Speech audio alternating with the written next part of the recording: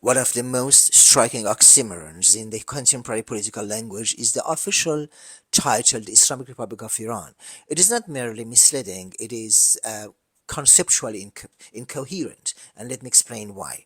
Let us begin with the language per se, because language is never innocent. As throughout the history, when there is one intersection in which the language is anything but definitely not neutral, it is when the language is connected to religion, power, and policy. The word republic does not originate in Islam nor in the Middle East. It is a term of classical political thought mediated through the Latin um, from Greek political philosophy. Res publica literally means the matter of the public, that which belongs in fact to the public collectively. Re is the matter and publique means people. In a republic, sovereignty is not sacred, inherited, or divinely bestowed. It is delegated apart from the citizenry. Authority is conditional, revisable, and revocable. This is not a semantic detail, it is the core of the concept. Now consider the adjective Islamic.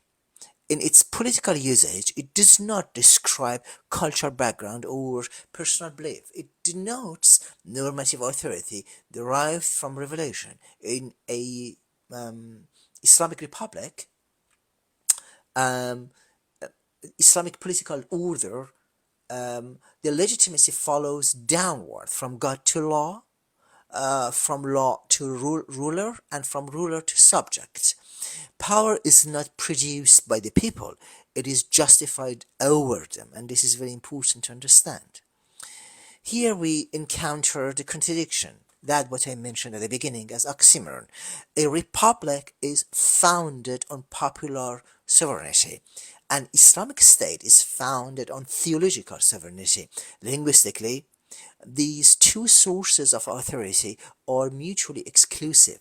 You cannot simultaneously ground political legitimacy in the will of the people and in divine command at the same time. The moment is one absolute, the other becomes ornamental. Politologically, the contradiction even deepens. In the Iranian system, the highest authority is not elected. The supreme leader is neither accountable to the electorate nor removable by it. The Guardian Council vets candidates not on civic competence but on doctrinal conformity. Elections exist, but sovereignty does not reside in the electorate. This is not a malfunction of a republic, as some people think. It is the logical outcome of an oxymoron subordinating politics to theology. Calling its nature or its structure as a republic is therefore not descriptive, it is appropriative. Now, philologically or linguistically seen, the regime performs a semantic hijacking. It borrows a term from classical Greek civic tradition while emptying it from its defining content.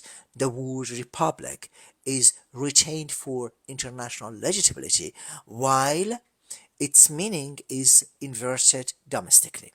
What remains is not a synthesis but a facade. A republic presupposes citizens.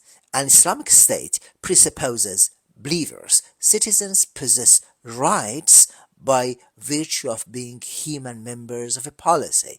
Believers in Islamic society are ranked by doctrinal proximity. From a linguistic standpoint, the phrase Islamic Republic functions as a contradiction and oxymoron. In terms, a noun negated by its own adjective. This is not a political debate, it is a categorical error, if you ask me. The regime's title is not a hybrid concept, as some people try to mitigate it. It is a political strategy disguised as language, one that issues the vocabulary of popular sovereignty to legitimize the reality of clerical rule, and that is precisely why the paradox must be named.